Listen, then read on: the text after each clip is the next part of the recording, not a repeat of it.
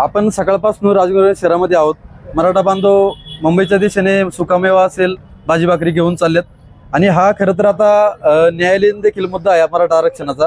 आपल्या समेत खेड तालुक्यातील मराठा बांधव ॲडव्होकेट अनिलजी राक्षे आहेत, ॲडव्होकेट आहेत।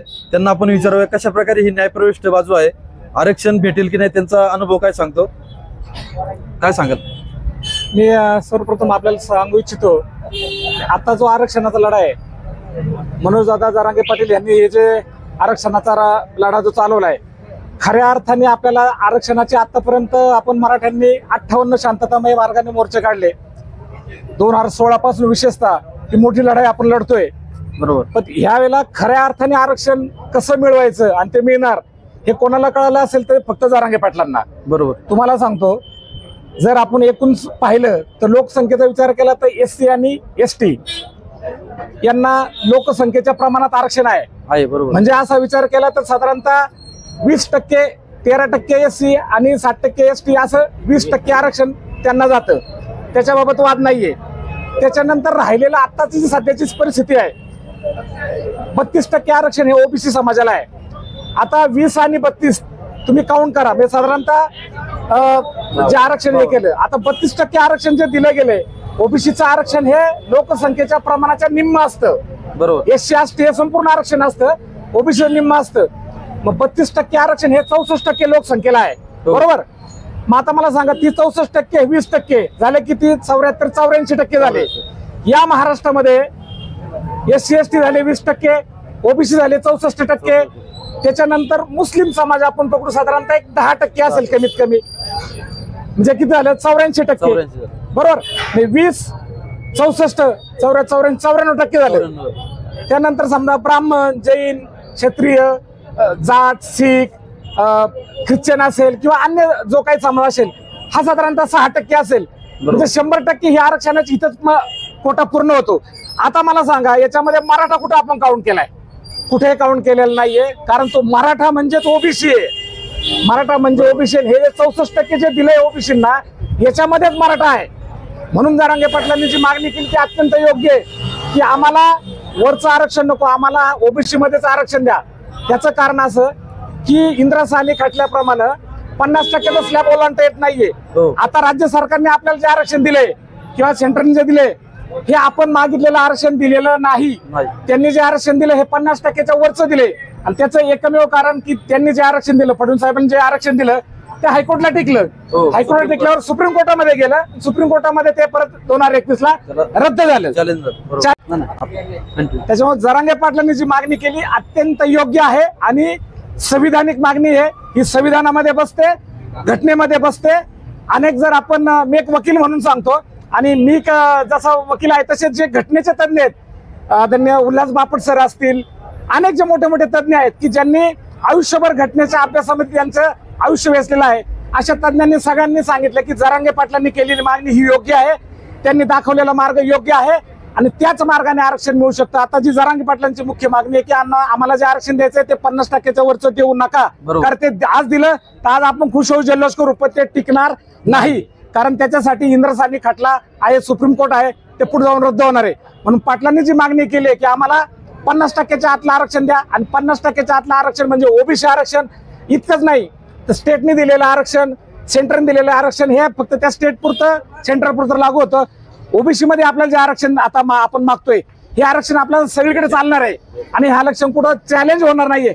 जास्तीत जास्त काय होऊ शकतं, मराठी OBC मध्ये आले, मराठी OBC मध्ये आले तर OBCचा त्या आरक्षणामध्ये थोडी समजा गर्दी होईल तर हरकत नाही, त्याला मार्ग आहेत। सरकारने, सेंट्रल गव्हर्नमेंटने कायद्यामध्ये दुरुस्त करता येते, आरक्षणाची मर्यादा ही वाढवता येते आणि ती सगळ्यांसाठी वाढवा, त्याला आमची हरकत नाहीये।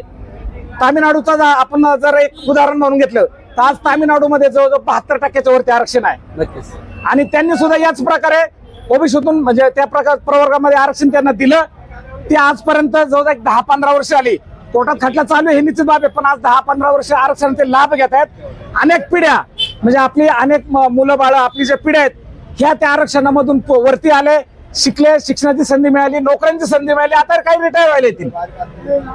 त्याच्यामुळं जे आरक्षण जरांगे पाटलांनी मागितलं ही अत्यंत योग्य आहे आणि संविधानिक आहे, तीच मागणी आपण सगळ्यांनी लावून धरायची. म्हणून मनोजदादा जरांगे पाटील जे मुंबईमध्ये आपल्या सगळ्यांसाठी उपोषणाला बसलेत, या सगळ्याला आपल्या खेड तालुका सकल मराठा समाजाच्या वतीनं आम्ही पूर्णपणे पाठिंबा देतो. मी आमच्या राजगुरुनगर वकील संघटनेच्या वतीनं याआधी पाठिंबा दिलेला आहे. आता देखील आमच्या वकील बांधवांच्या वतीनं या मागणीला आमचा पूर्ण पाठिंबा आहे. एक मराठा लाख मराठा. जय जिजाऊ जय शिवाय. नक्कीच तुम्ही वकील आहात. ज्यावेळेस मंडल आयोगाने इतर जाती ज्यावेळेस आरक्षणामध्ये घातल्या त्यावेळेस मराठा जात न घालण्यामागे कारण काय होतं त्यावेळी? मंडल आयोगानं ज्यावेळेला 1990च्या दरम्यान मंडल आयोगाचा रिपोर्ट आला, त्याच्या आधी त्याची स्थापना झाली होती. रिपोर्ट 1990च्या दरम्यान आला, त्यावेळेला कुणबी ही जात त्यावेळेला किंवा त्यापूर्वी आरक्षणामध्ये त्याच्यामध्ये लिस्टमध्ये आहे. हो. आता फक्त विषय इतकाच आहे, कुणबी म्हणजे कोण? तो शेतकरी येतो कुणबी. बरोबर. आता आपल्या मराठ्यांच्या विदर्भामध्ये पाहिलं किंवा अनेक ठिकाणी आरक्षण पाहिलं आहे. तर कुणबी आणि मराठा, काही जागी कुणबी मराठा, काही जागी मराठा कुणबी, काही जागी फक्त कुणबी, अशा मराठ्यांच्या नोंदी लागल्यात. मग आता एक माझा बांधव मराठवाड्यातला किंवा समजा कुठला या ठिकाणचा एक बांधव कुणबी आहे आणि तो कुणबी म्हणून जाऊन आरक्षणात आहे, तर मी का नको? बरोबर. मी का नको?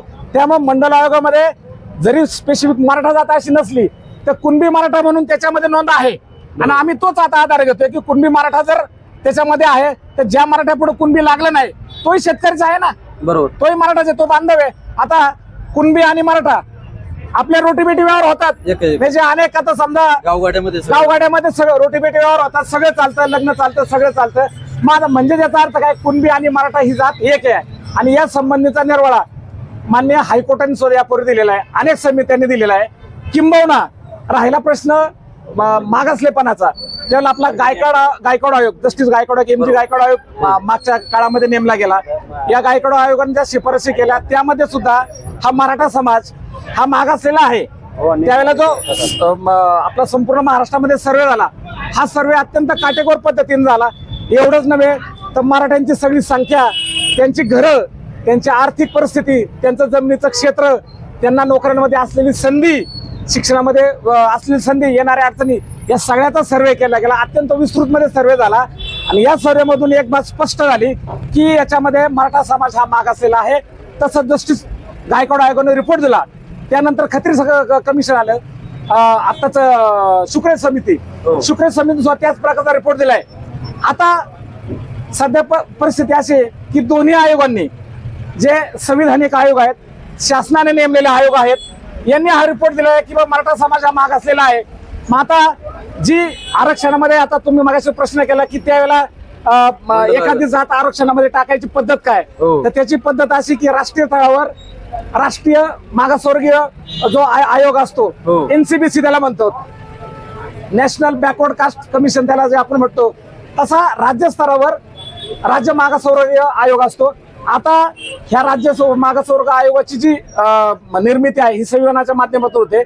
आणि जस्टिस गायकवाड आयोगाची निर्मिती असेल, शुक्रे समितीची नेमणूक असेल, ही सरकारने नेमलेली समिती आहे. हा सरकारने नेमलेला आयोग आहे. आता सरकारने नेमलेला आयोग आहे, त्याच्या शिफारशी सरकारने मान्य करायला पाहिजेत. म्हणणं इतकंच आहे की सरकारने शिफारशी मान्य केल्या, आयोगाच्या आरक्षण मिळतंय, सरकार त्याच्यामध्ये कुठेतरी नक्की चाल ढकलपणा करत आहे. हे आरक्षणाचे जे मराठ्यांचे विषय आहे, आता ज्वलंत मुद्दा झाला आणि अंतिम टप्प्यामध्ये हे आरक्षण सरकार देऊ, म्हणजे सरकारच्या हाती आहे. 100% सरकारच देऊ शकतं. 100%. अगदी तुम्हाला त्याचा दुसराही मार्ग सांगतो. या सरकारच्या खरं इच्छाशक्ती असेल, मनात असेल, या आयोगाच्या शिफारशी सरकार लागू करू शकतं. दुसरी गोष्ट, मागच्या तारखेला मनोजदादा जरांगे पाटलांनी वाशीपर्यंत आपलं मुंबईला जायचं जे आंदोलन झालं, वाशीमध्ये सरकारने आपल्याला आश्वासन दिलं होतं. माननीय एकनाथ शिंदे मुख्यमंत्री साहेब होते याला, त्यांनी आश्वासन दिलं. त्या आश्वासनाची जरी त्यांनी पूर्तता केली, छत्रपती शिवरायांच्या स्मृतींना स्मरून त्यांनी शपथ घेऊन अभिवादन दिलं होतं, त्याची त्यांनी पूर्तता केली तरी सुद्धा आपल्याला आरक्षण मिळू शकतं. आणि आता मागच्या गोष्टी जरी आपण हे कन्सिडर केल्या, आजची परिस्थिती, जर देवेंद्र फडणवीस सरकार, एकूण आपलं जे महाराष्ट्राचं मंत्रिमंडळ, यांना इच्छाशक्ती असेल, त्यांच्या मनातून असेल, आजही ते मंत्रिमंडळ बैठकीमध्ये तसा निर्णय घेऊ शकतात. आणि हा निर्णय घेऊन याचा फॉर्म्युला त्यावरती सेंट्रलला पाठवू शकतात. दोन्ही ठिकाणी, राज्यामध्ये, केंद्रामध्ये त्यांचं सरकार आहे, मेजॉरिटी आहे. मेजॉरिटीमध्ये कायदा पास करायला काहीच हरकत नाहीये. त्यामुळे आरक्षणाचा मार्ग अवघड नाहीये. फक्त आरक्षण द्यायची मानसिकता महत्वाची आहे, इच्छाशक्ती महत्वाची आहे, हा महत्वाचा मुद्दा आहे. आणि त्यासाठी जरांगे पाटील बसले. नक्कीच आता आपण हे ऍडव्होकेट आहात म्हणून यांची मी बाईट घेतली, न्यायपरिष्ठ बाजू आपण त्यांच्याकडून जाणून घेतली. पण नक्की एक तुम्हाला शेवटचा मी प्रश्न विचारेल. आता सरकारमध्ये अनेक मराठा आमदार आहेत, ते आमदार कुणाच्या जोरावर झालेत? जनतेच्याच. मग 112 जे आमदार आहेत मराठा समाजाने त्यांना मोठं केलंय, आतापर्यंत आमदार केले, मंत्री केले, त्यांच्यासाठी काय सांगाल तुम्ही? काय त्यांनी भूमिका घेतली पाहिजे? अत्यंत चांगला प्रश्न आहे. मी खरंच तुमचं स्वागत करतो या प्रश्नाचं. कारण सांगतो, आपलं जरांगे दादांचं आंदोलन चालू आलं 29 ऑगस्टला आझाद मैदानावर. आता एक आहे, सरकारने तुझं खरं तर दुटप्पी भूमिका घ्यायला नको. सरकार हे सगळ्यांचं असतं, कोणा एका जाती धर्माचं सरकार नसतं. बरोबर. परंतु आपण कालची परिस्थिती पाहिली असेल तर नागपूरमध्ये ओबीसी समाजाने लगेच दुसरं आंदोलन चालू केलं की मराठ्यांना आरक्षण देऊ नये या हिशोबाने, किंवा त्यांच्या आरक्षण धक्का लागू नये. आणि महत्वाची गोष्ट, त्या आंदोलनामध्ये आशिष देशमुख, अजून बरेचसे, आता त्याच्यामध्ये आपल्याला माहितीच, ओबीसी नेते म्हणा किंवा आमदार, अनेक आमदार खासदार त्या ठिकाणी गेलेत, त्यांना पाठिंबा दिलाय.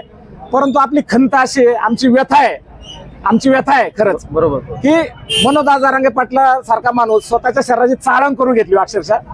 अनेक आमचे मराठे काल परवा आपण पाहतोय 1-2 दिवस आझाद मैदानावर चिखले पाणी साचले, त्याच्यामध्ये बसलेत.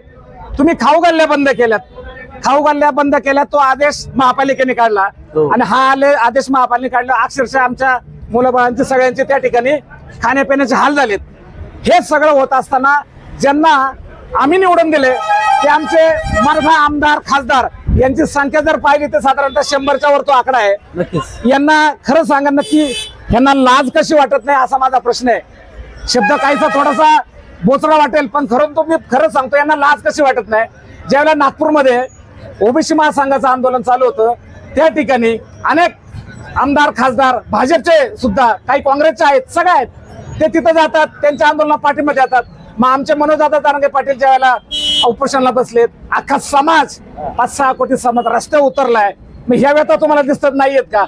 मी एक सांगतो, जर आपल्या मराठा आमदार खासदार याच्यामध्ये कुठे स्वाभिमान जिवंत असेल, त्यांना आपल्या समाजाविषयी चाड असेल, आणि एवढंच नाही तर त्यांना सामाजिक जाणीव असेल, संवेदना असेल, त्यांनी सरकारवर दबाव आणावा की मनोजाचा जे उपोषण आहे याच्या मागण्या तुम्ही मान्य करा आणि मराठ्यांना आरक्षण द्या. दबाव नसेल तर त्यांनी सरकारमधून बाहेर पडावं.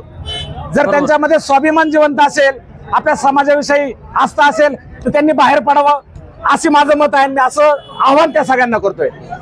नक्की नेमकं होतंय काय की प्रत्येकाची इच्छा आहे आंदोलनामध्ये सहभागी व्हायची, पाठिंबा देण्याची, पण काहींची अडचण निर्माण काय होते ना, किंवा पक्ष कारवाई करील किंवा आपला नेता नाराज होईल, असं का होते? असं खरं सांगायचं तर हा प्रकार थोडासा आपण म्हटलं तर हा बोटचेपी भूमिका आहे.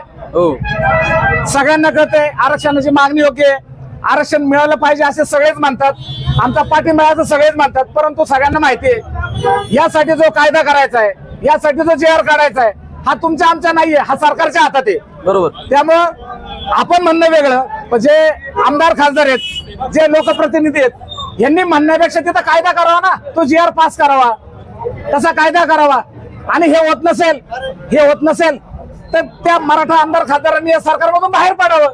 हा साधा हिशोब आहे. तुम्हाला जर ज्यांनी निवडून दिले, ज्या मतदार बंधू भगिनी निवडून दिले, ज्यांच्यासाठी तुम्ही लोकप्रतिनिधी म्हणून मिळवताय, बरोबर, मान सन्मान घेताय, तर त्या समाजासाठी काहीतरी करा ना. ज्यावेळेला स्वाभिमानाने तुम्ही अशी मागणी कराल की मराठा समाजाला आरक्षण द्या, आणि आरक्षण देत नसाल तर आम्ही सरकारमध्ये बाहेर पडू, पुढच्या वेळेला तुम्ही उभे राहिलात ना, तुम्हाला आम्ही डोक्यावर घेऊन आणि परत निवडून आणू. नक्कीच. पण तुम्ही ज्यावेळेला आता ही तशी मागणी करत नाही आणि बोटचेपी भूमिका घेतात ना, आम्ही त्याचा देखील विचार करू.